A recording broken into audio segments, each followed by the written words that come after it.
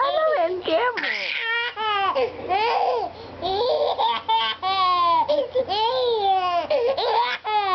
Hoy!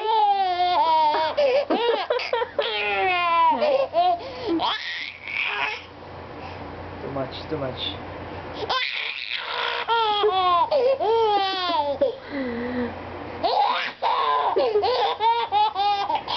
That's too much.